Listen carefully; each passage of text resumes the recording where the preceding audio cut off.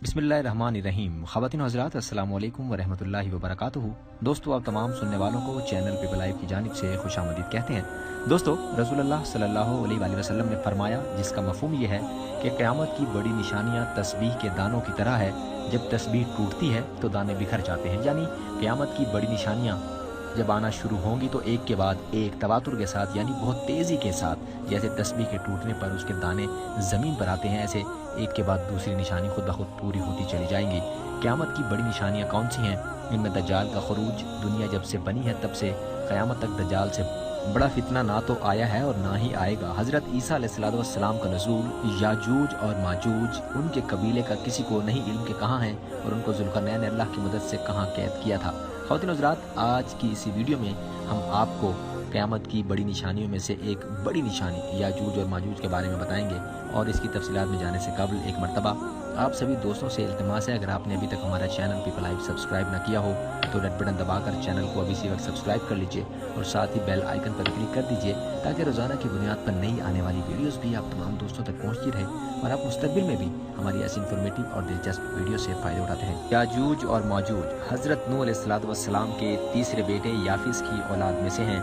ये इंसानी नस्ल के दो बड़े वहशी कबीले रह चुके हैं जो अपने इर्द गिर्द रहने वालों पर बहुत जुल्म और ज़्यादतियाँ करते थे और इंसानी बस्तियाँ तक ताराज कर देते थे।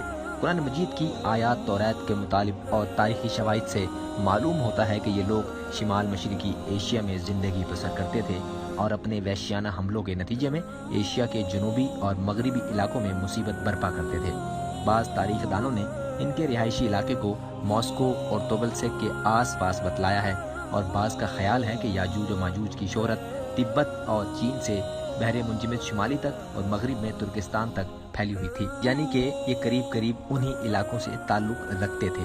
हज़रत ज़ुल्क़रनैन के ज़माने में याजूज और माजूज के हमले वबाल जान बन गए थे। उनकी रोकथाम के लिए ज़ुल्क़रनैन ने पहाड़ों के माबैन ऊंची और मजबूत छत यानी दीवार तामीर फरमाई।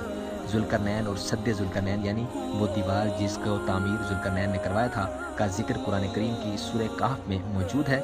जिस ज़ुल्क़रनैन का कुरान मजीद में जिक्र है, तारीख़ी तौर पर वो कौन शख्स है, तारीख़ की मशहूर शख्सियतों में यह दास्तान किस पर बयान फरमाई गई है, इस सिलसिले में मुफस्सिरीन के दरमियान भी इख्तलाफात मौजूद हैं।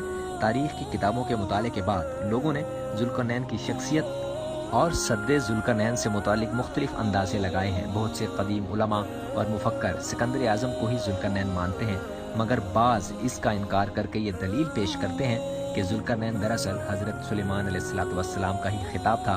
जदीद ज़माने के बाद कुछ मुफस्सिर और मुफक्कर ज़ुल्क़रनैन को क़दीम ईरानी बादशाह साइरस आज़म यानी कुरैश आज़म का दूसरा नाम भी करार देते हैं और ये निस्बतन ज़्यादा करीनन क़यास है, मगर बहरहाल अभी तक यकीन के साथ किसी शख्स को इसका मुस्ताक नहीं ठहराया जा सकता कि वो हकीकत में किसको ज़ुल्क़रनैन कहता है। ज़ुल्क़रनैन की बाबत कुरान करीम ने सराहत के साथ फरमाया कि वो ऐसा हुक्मरान था जिसको अल्लाह ने असबाब व वसाइल की फरावानी से नवाजा था। वो मशरिकी और मगरबी ममालिक को फतह करता हुआ एक ऐसे पहाड़ी दर्रे पर पहुंचा जिसकी दूसरी जानिब याजूज और माजूज थे। कुरान करीम की सूरह कहफ में बहवाले याजूज माजूज ज़ुल्क़रनैन के हालात बयान करते हुए फरमाया गया है कि जब वो यानी ज़ुल्क़रनैन अपनी शुमाली मुहिम के दौरान दो दीवारों यानी पहाड़ों के दरमियान पहुंचा तो वहाँ उसे ऐसी कौम मिली जिसकी ज़बान नाकाबिल फ़हम थी। ताहम जब तर्जुमान के ज़रिए गुफ्तगू हुई तो उन्होंने अर्ज़ किया कि याजूज माजूज इस सरज़मीन पर फसाद फैलाते हैं, लिहाजा तू हमारे और उनके दरमियान एक सद यानी दीवार तामीर कर दे। चुनाचा फिर तफसीलात भी कुछ इसी तरह थी कि किसी तरह ज़ुल्क़रनैन ने उस कौम को याजूज माजूज की यलगार से बचाने के लिए दीवार बनाई और जो दीवार बनाई गई वो कोई ख़याली और मानवी नहीं बल्कि हकीकी और हसी है, जो कि लोहे और पिघले हुए तांबे से बनाई गई थी, जिससे वक्ती तौर पर याजूज माजूज का फितना दब गया था। जब ये दीवार तामीर हो गई तो ज़ुल्क़रनैन ने अल्लाह का शुक्र अदा किया जिसने ये दीवार बनाने और लोगों को आए दिन की परेशानियों से निजात दिलाने की तौफीक बख्शी, मगर साथ ही लोगों को ये भी बता दिया कि ये दीवार अगरचे बहुत मजबूत और मुस्तहकम है, मगर ये लाजवाल नहीं, जो चीज़ भी बनी है बिलाखिर फ़ना होने वाली है और जब मेरे रब के वादे का वक्त करीब आएगा तो वो इसको पैबंद खाक कर देगा और मेरे रब का वादा बरहक है। रही ये बात कि सद्दे ज़ुल्क़रनैन कहाँ वाक़ है, तो इसमें भी इख्तलाफात मौजूद हैं दोस्तों, क्योंकि आज तक ऐसी 5 दीवारें मालूम हो चुकी हैं जो मुख्तलिफ बादशाहों ने मुख्तलिफ इलाकों में मुख्तलिफ अदवार में जंगजू कौमों के हमलों से बचाव की खातिर बनवाई थी। ان میں سب سے زیادہ مشہور دیوار چین ہے، جس کی لمبائی کا اندازہ 1200 میل سے لے کر 1500 میل تک کیا گیا ہے، اور اب تک موجود یہ دیوار چین لوہے اور تانبے سے بنی ہوئی نہیں ہے اور نہ وہ کسی چھوٹے کوہستانی درے میں ہے، وہ ایک عام مسالے سے بنی ہوئی دیوار ہے۔ بعض کا اصرار ہے کہ یہ وہی دیوار مارب ہے کہ جو یمن میں ہے۔ یہ ٹھیک ہے کہ دیوار مارب کو ایک کوہستانی درے میں بنایا گیا تھا، لیکن وہ سیلاب کو روکنے کے لیے وہ پانی ذخیرہ کرنے کے مقصد سے بنائی گئی تھی۔ اس کا مقصد کسی جنگجو یا حملہ آور گروہ سے اس کو روکنے کے لیے نہیں تھا۔ ویسے بھی وہ لوہے اور تانبے سے بنی ہوئی نہیں ہے، جبکہ علماء محققین کی گواہی کے مطابق سرزمین قفقاز میں دریائے خزر اور دریائے سیاہ کے درمیان پہاڑوں کا ایک سلسلہ ہے، جو کہ ایک دیوار کی طرح شمال اور جنوب کو ایک دوسرے سے الگ کرتا ہے۔ اس میں ایک دیوار کی طرح کا درہ بھی موجود ہے، جو مشہور درہ داریال ہے۔ یہاں اب تک ایک قدیم تاریخی لوہے کی دیوار نظر آتی ہے۔ اسی بنا پر بہت سے لوگوں کا نظریہ یہ بھی ہے کہ دیوار ذوالقرنین یہی ہے۔ اگرچہ سد ذوالقرنین بڑی مضبوط بنائی گئی تھی، جس کے اوپر چڑھ کر یا اس میں سوراخ کر کے یاجوج ماجوج کا ادھر آنا ممکن نہیں تھا، لیکن جب اللہ کا وعدہ پورا ہوگا تو اسے ریزہ ریزہ کر کے زمین کے برابر کر دے گا۔ اس وعدے سے مراد قیامت کے قریب یاجوج ماجوج کا ظہور ہے۔ خواتین و حضرات، صحیح بخاری کی ایک حدیث میں حضور اکرم صلی اللہ علیہ وآلہ وسلم نے اس دیوار میں تھوڑے سے سوراخ کو فتنے کے قریب ہونے سے تعبیر فرمایا تھا۔ ایک اور حدیث میں آتا ہے کہ یاجوج ماجوج ہر روز اس دیوار کو کھودتے ہیں اور پھر کل کے لیے چھوڑ دیتے ہیں، لیکن جب اللہ کی مشیت ان کے خروج کی ہوگی تو پھر وہ کہیں گے کل انشاءاللہ ہم اس کو کھود دیں گے، اور پھر دوسرے دن وہ اس سے نکلنے میں کامیاب ہو جائیں گے اور زمین میں فساد پھیلائیں گے، یعنی انسانوں کو بھی کھانے سے گریز نہیں کریں گے۔ تو اللہ تعالیٰ کی طرف سے حضرت عیسیٰ علیہ السلام کو حکم ہوگا کہ وہ مسلمانوں کو طور کی طرف جمع کر لیں، کیونکہ یاجوج ماجوج کا مقابلہ کسی کے بس میں نہ ہوگا۔ حضرت عیسیٰ علیہ السلام اور ان کی ساتھی اس وقت ایسی جگہ کھڑے ہوں گے جہاں غذا کی سخت قلت ہوگی۔ پھر لوگوں کی درخواست پر ہی حضرت عیسیٰ علیہ السلام یاجوج ماجوج کے لیے بد دعا فرمائیں گے، بس اللہ تعالیٰ ان کی گردنوں اور کانوں میں کیڑا پیدا کر دے گا، جو بعد میں پھوڑا بن جائے گا، جس کے پھٹنے سے یہ لوگ ہلاک ہونا شروع ہو جائیں گے، سب کے سب مر جائیں گے۔ ان کی لاشوں سے ایک بالش زمین بھی خالی نہ ہوگی اور ہر طرف ان کی لاشوں کی گندگی اور بو پھیل جائے گی۔ پھر عیسیٰ ابن مریم دعا کریں گے تو اللہ جل شانہ اونٹ کی گردن کے برابر پرندے بھیجیں گے، جو ان کی لاشوں کو اٹھا کر جانے کہاں پھینک دیں گے۔ پھر ایک بارش ہوگی جس سے کل زمین یعنی مکمل زمین صاف شفاف ہو جائے گی اور ہر طرف ہریالی اور خوشحالی پھر سے دوبارہ نمودار ہو جائے گی۔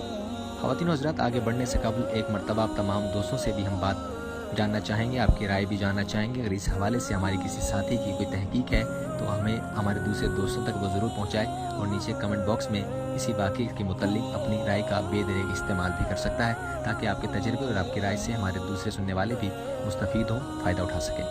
خواتین و حضرات، صحیح مسلم میں نواس بن سمعان کی روایت میں صراحت ہے کہ یاجوج ماجوج کا ظہور حضرت عیسیٰ علیہ السلام کے نزول کے بعد ان کی موجودگی میں ہی ہوگا، جس سے ان مفسرین کی تردید ہو جاتی ہے جو کہتے ہیں کہ تاتاریوں کا مسلمانوں پر حملہ یا منگول ترک، جن میں سے چنگیز بھی تھا، یا روسی اور چینی، تو قومیں یہی یاجوج ماجوج ہیں جن کا ظہور ہو چکا ہے، یا مغربی قومیں ان کا مصداق ہیں کہ پوری دنیا میں ان کا غلبہ و تسلط ہے۔ یہ سب باتیں غلط ہیں، کیونکہ یاجوج ماجوج کے غلبے سے سیاسی غلبہ مراد نہیں ہے، بلکہ قتل و غارت گری اور شر و فساد کا وہ عارضی غلبہ ہے جس کا مقابلہ کرنے کی طاقت مسلمانوں میں نہیں ہوگی۔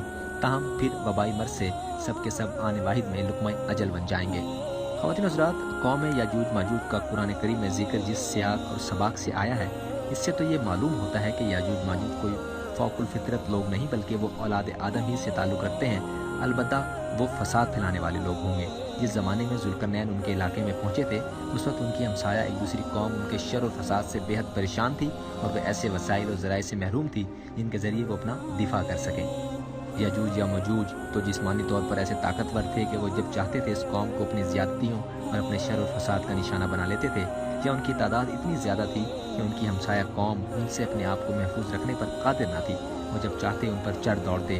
اسی وجہ سے انہوں نے ذوالقرنین سے درخواست کی کہ وہ 2 پہاڑوں کے درمیان خلا کو بند کر دیں، جس سے ہو کر یاجوج ماجوج ان پر حملہ کرتے تھے۔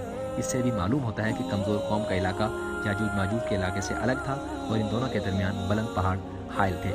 تو خواتین و حضرات، امید ہے کہ آج کی ویڈیو بھی ہماری تمام گزشتہ ویڈیوز کی طرح تمام دوستوں کو یقیناً پسند آئی ہوگی۔